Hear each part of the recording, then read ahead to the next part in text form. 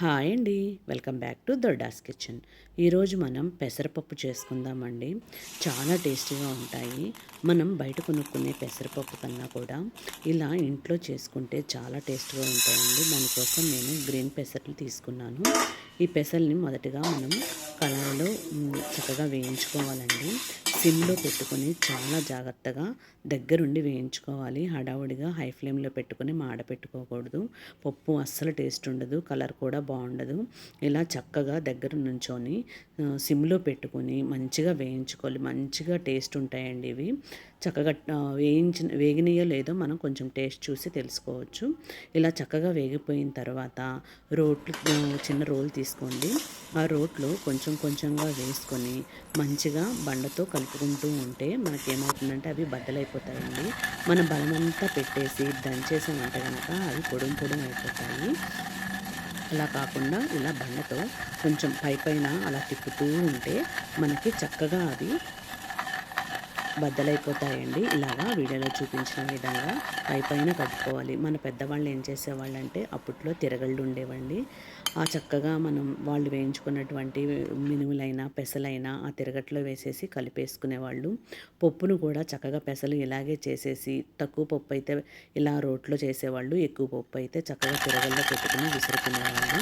కాబట్టి నాకు అమ్మమ్మ చేసినటువంటి పెసరపప్పు ఒకసారి తినాలనిపించింది. కాబట్టి అదే ప్రాసెస్లో చేసుకుంటున్నాను. తప్పకుండా మీరు కూడా ఒకసారి ట్రై చేయండి. బయట తెచ్చుకున్న పెసల కంటే కూడా మనం ఇంట్లో చేసుకున్న ఇలా చేసుకుంటే టేస్ట్ 100 రెట్లు ఎక్కువ ఉంటుందండి. మీరు తప్పకుండా ట్రై చేయండి. ఇలాగా చక్కగా ఉన్న పెసలన్నీ కూడా నేను ఇందులో వేసేసి మంచిగా ఇలా కలిపేసుకున్నానండి. బద్దలైపోయాయి. ఇప్పుడు మనం ఏం చేయాలంటే ఈ బద్దలన్నిటిని కూడా నేను చాట తీసుకున్నానండి. చాటలో వేసేసి చెరుక్కోవాలి. చెరుక్కున్నప్పుడు ఏమవుతుందంటే అందులో ఉన్న డస్ట్ అంతా కూడా పొట్టు అంతా కూడా మనకి బయటకు వచ్చేస్తుంది. మీకు ఇలా రాకపోతే కనుక మన దగ్గర రసం వడకట్టుకునే స్ట్రైనర్లు ఉంటాయి కదండి, అందులో వేసేసి మనం చక్కగా జల్లించుకున్నా కూడా పొట్టంతా కిందకి దిగిపోతుంది. చాటు ఉంటే ఇంకా మంచిది, చాటు లేకపోతే స్ట్రైనర్లో వేసి జల్లించేసుకోండి. ఇలాగా చక్కగా మొత్తం చెరిగేసుకుంటే పొట్టంతా కూడా వచ్చేస్తుందండి. అప్పట్లో ఏం చేసేవాళ్ళంటే ఈ పొట్టంతా కూడా గేదెలు ఉన్నవాళ్ళు కుడితొట్లు వేసుకునేవాళ్ళండి. నేనేం చేస్తున్నానంటే మొక్కల్లో వేస్తున్నాను. ఈ పొట్టు కూడా మొక్కలకి చాలా బలం అండి. మంచిగా పూలు పూస్తాయి. మీరు కూడా వేస్ట్ చేసుకోకుండా ఇలా వేసుకోండి. గేదెలు ఉన్న వాళ్ళైతే చక్కగా గేదెలకు పెట్టుకోండి, మంచిగా పాలిస్తాయి అవి. ఇలా చక్కగా బద్దలు చూసారు కదా, మనం బయట తెచ్చుకున్న వాటికంటే కూడా చాలా క్లీన్ అయిపోయాయండి.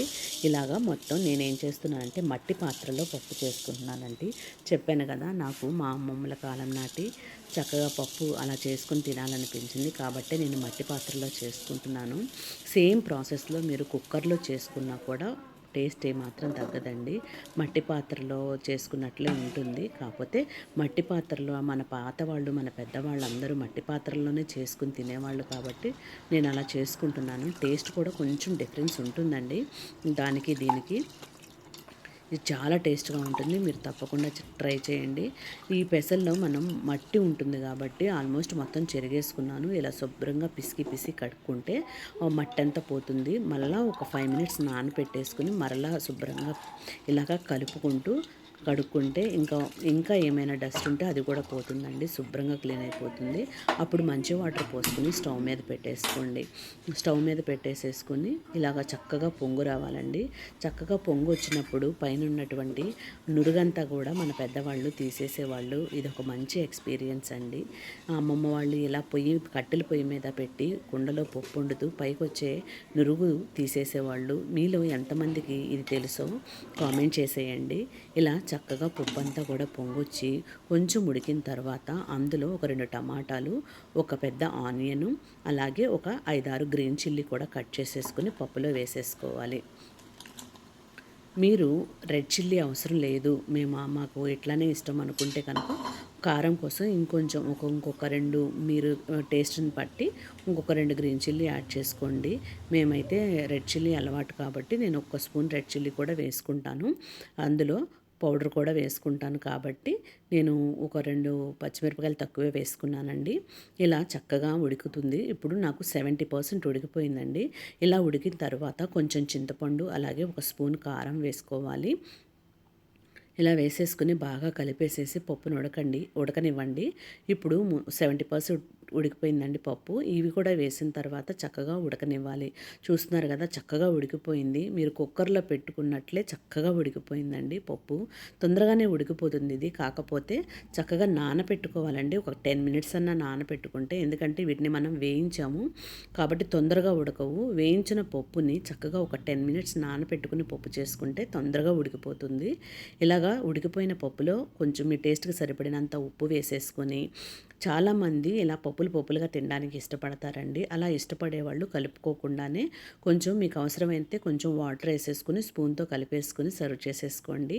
మాకైతే కలుపుకోవడం అలవాటు కాబట్టి ఇలా కొంచెం పప్పు గుత్తితో కలుపుకున్నాను. అవసరమైతే వాటర్ పోసుకోండి. ఎందుకంటే ఇది పెసరపప్పు అండి. చిక్కబడిపోతుంది కాబట్టి కొంచెం అంటే కొంచెం వాటర్ పోసుకొని కొంచెం పలచగా చేసుకున్నారంటే తినేటప్పటికి పర్ఫెక్ట్‌గా ఉంటుంది.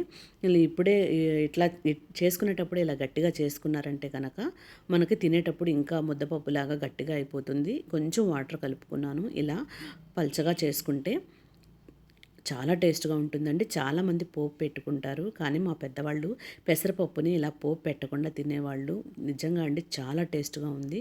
తప్పకుండా మీరు కూడా ట్రై చేయండి. మీరు ట్రై చేసి మీకు ఎలా వచ్చిందో నాకు కామెంట్ చేసేయండి.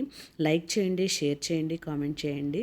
దొడ్డాస్ కిచెన్‌ని సబ్స్క్రైబ్ చేసుకోవడం మర్చిపోవద్దు.